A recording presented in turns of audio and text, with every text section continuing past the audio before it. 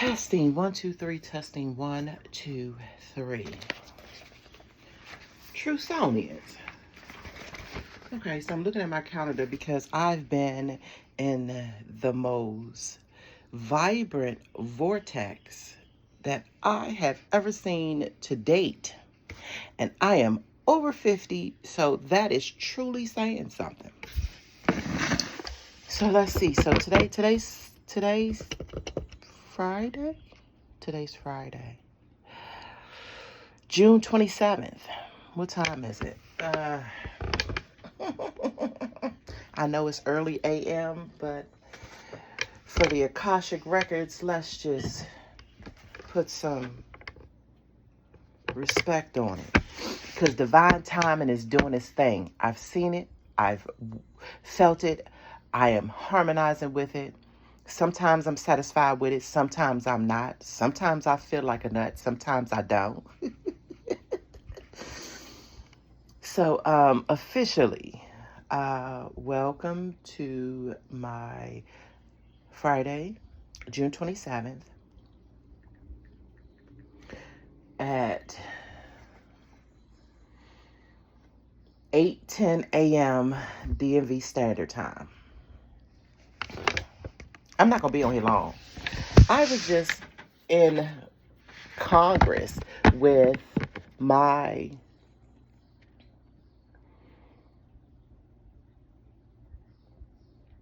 inner court.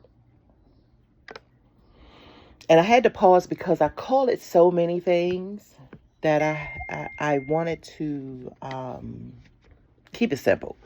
Because I really like to call it my Akashic Avengers. Or what I've been liking it to over since 2020, my Council of Elrond.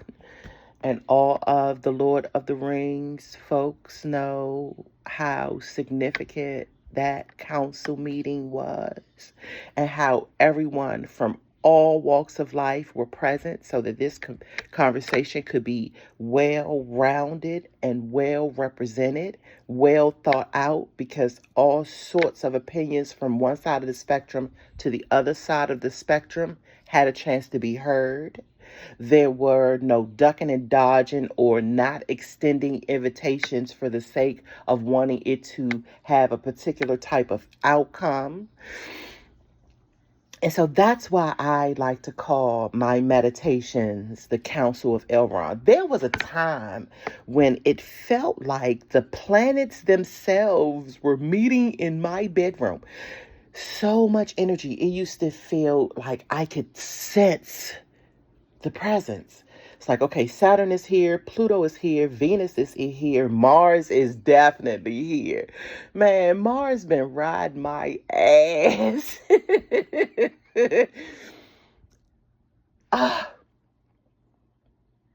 Been riding my ass. My Mars is in Aries. My Chiron is in Aries. My stars. And I have been in what has felt like an epic hermit mode, also known as what I know it as a Saturn initiation. Because cardinals are the initiators. So Capricorn is a cardinal sign, my sun sign, and it's an initiator. So it seems like between what's going on in my natal frequency in terms of Saturn and what's going on in terms of Mars. And Mercury gets its jam on as well, because I am Virgo moon, Virgo ascending. And I'm just amazed at how words pull onto the page for me to then pull on threads, identify patterns. And I remember, I said I wasn't going to be long. Okay. I remember maybe 2021 when I came across a caption, now, of course, it was, well, not of course, because you don't know. So, of course, for me, of course, um, it was back during the days when I was heavy into general horoscopes. I would read the horoscopes in the newspaper, in the back of magazines. I would, anytime there was something remotely close, if it felt like a horoscope, I was tuning into it.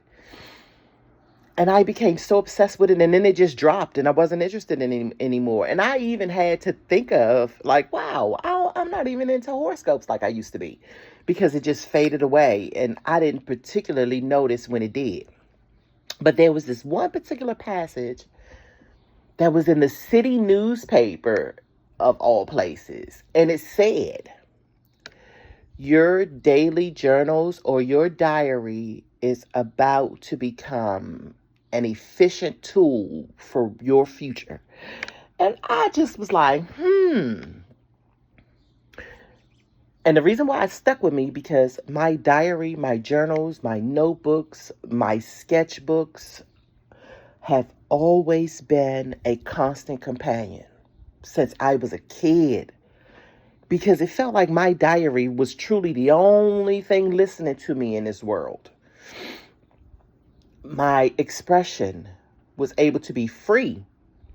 And so my diary, in my opinion, has been the best friend I've had in this lifetime.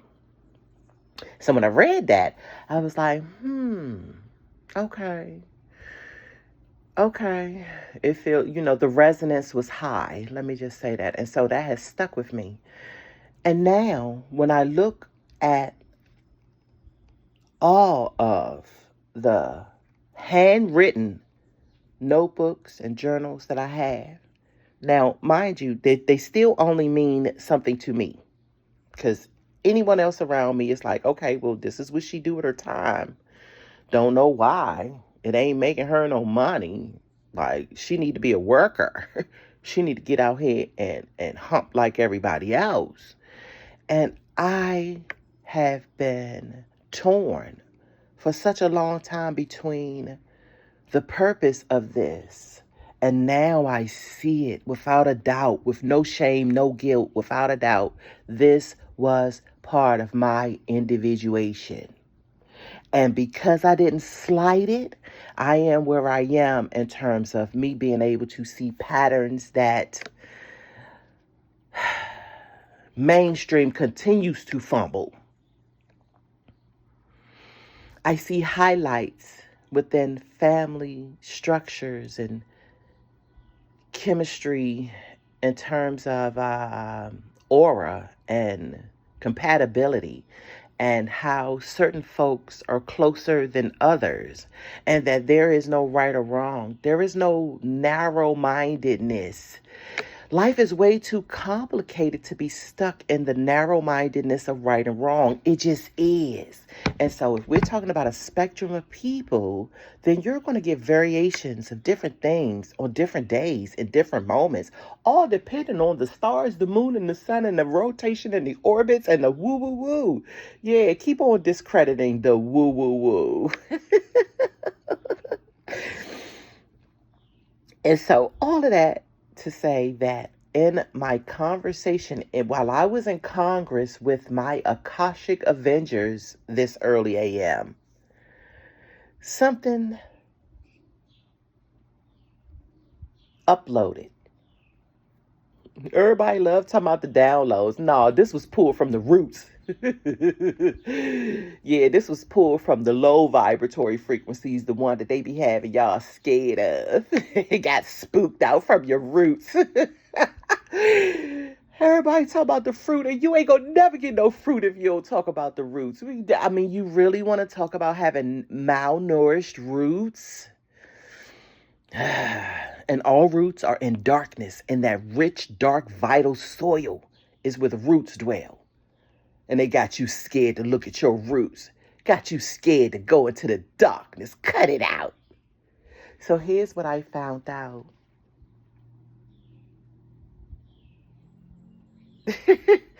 Or not even found out. Here's what I confirmed.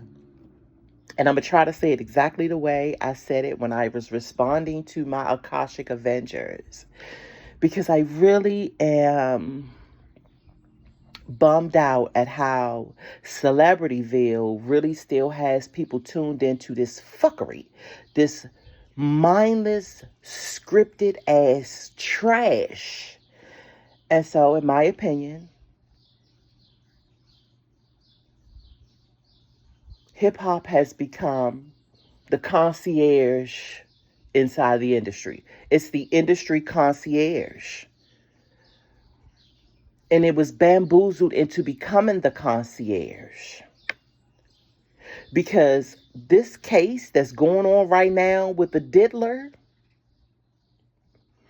and as I said to my Akashic Avengers, I'm not even into him. I wasn't into him when he was hot. I just don't like dudes in shiny suits. I just don't like. I just can't get down with the shiny suits. I just don't. But I mean, the music per se, because Bad Boy Records made some decent bumps. But it never lied about its frequency. It's not called Bad Boy Records for nothing. And oh, y'all want these bad boys, then you'll get some bad shit.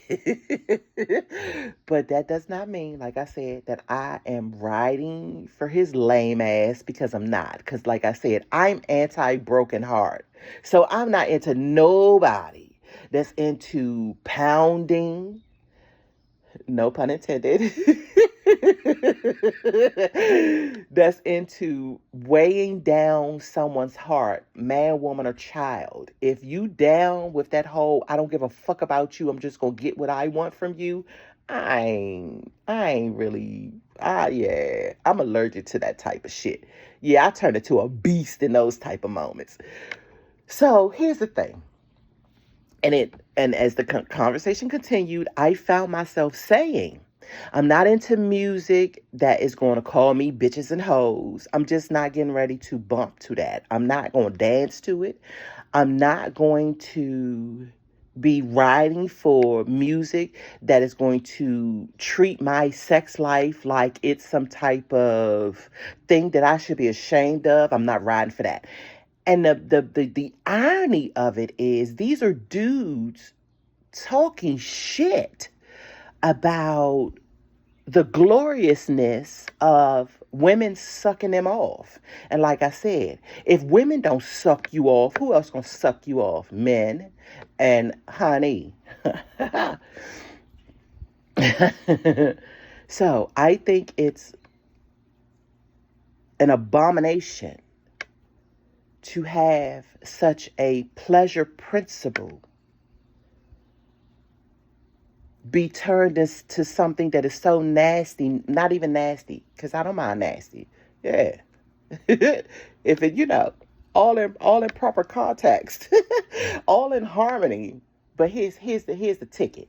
So, and it's always, this has always baffled me too. Like, how in the world do men literally brag as if they're trash talking in terms of women sucking them off, when it's a delight? I know it's a delight. I used to work in a barbershop, for Pete's sake. I know it's a fucking delight. So then you get up in the studio and you get on record, you and the beat is flowing, and you honestly want to degrade such a glorious action, especially when you know all women, not only are they not good at it, most of them not even interested.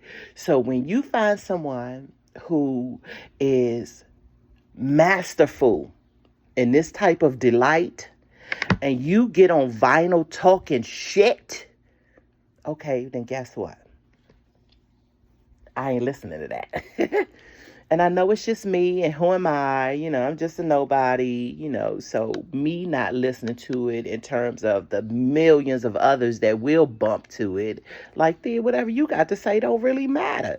But it's still a principle in my regard. It is still something that I have stood firm on for years in my regular folk world, in my nobody world, in my little old existence, in my walks of life, having vibrant conversations with men and women, and understanding that it's a privilege to be a hairstylist, or a barber that is engaged with the ups and downs and rounds of human life.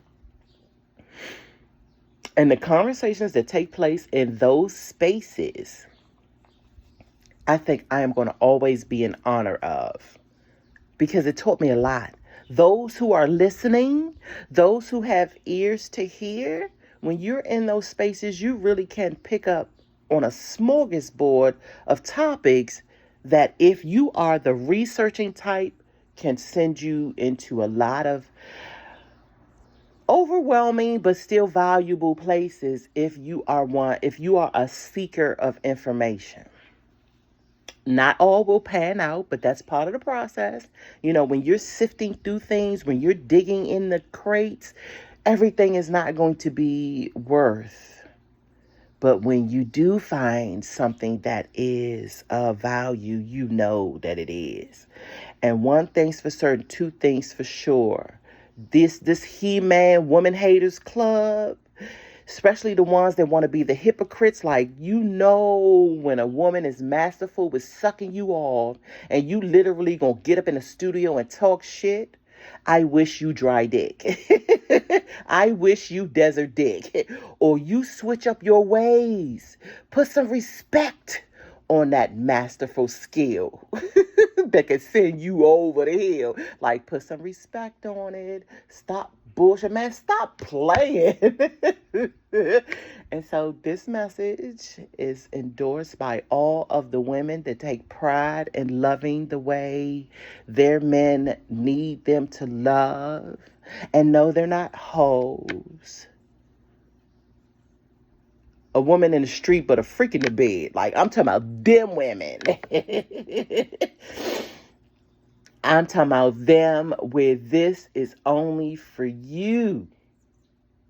And we're calling them ace. We ain't dealing with that alpha shit. That alpha shit leaves no room for women. And it's so weird. It's like, so if you hate women, what's good with you? And I don't even have a problem with anybody's sexuality. I've worked in salons and barbershops. Some of my most best friends. And I have never, ever, ever cared about who they have in a bed. They're not trying to pull me into it. We're good.